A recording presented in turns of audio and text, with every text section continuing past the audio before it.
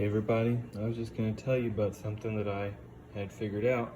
I had bought this Smith and Wesson SD9VE kind of on a whim. It was cheap enough, and I thought, you know what, if it ends up being a good gun, it might be worth having. And so I bought it and was messing with it, shooting it and everything. Realized that the slide lock, it doesn't lock back when you ended a magazine. And I thought, well, that's pretty strange. I don't know that I've ever owned a gun that done that. So I did some research and some studying and realized this was kind of a common problem with them. And I was looking and I watched a video. One guy solved it. He took a file and he filed down the top of the magazine, that plastic right there. He filed it down and it did fix it. I did that as well, and it worked. But what I got to noticing was when, let me go ahead. When you would do it, or when you filed it down, it just barely fixed the problem. I mean, it just barely raised the lock up just enough to barely catch in your slide. I mean, it was just barely enough to fix it.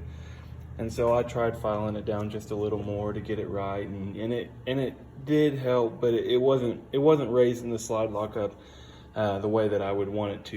I've got Glock 43X here, and when the magazine's empty, the slide lock is all the way up. I mean, it's latched in there the way that it's supposed to. But this one, it still wasn't just right. It still wouldn't raise it up enough. And so I was thinking, and I ended up fixing it. I'm sure it voids some sort of warranty, but at this point it was cheap enough. I'm not too worried about it. I drilled a small hole right through that plastic there, and got these small screws, and I put it in there.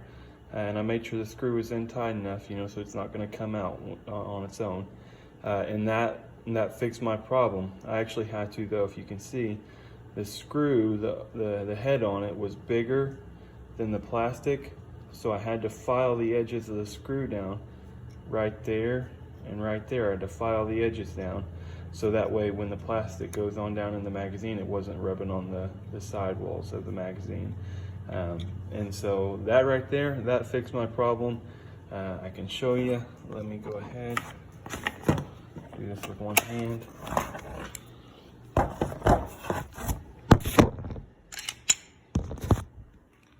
You can see it's all the way up there the way that you would want it to and expect it to with the magazine in. See if you can see it. That screw right there is catching on the tab and raising it up just enough to get it to where it's locking back the way you want it to. Fixed my problem. I done it to both magazines, and yeah, I like it. It works for me. I've not seen anybody else fix it that way. I just seen that one guy, he filed it down and it worked for a little bit, and I tried it and it still didn't work exactly the way that I wanted to, and so I fixed it the way that I would like it to work, and I've not seen anybody else do it that way, so I thought I'd share and just see if what everybody else thought worked for me. If anyone else got a better idea, I'd like to see it. Thanks.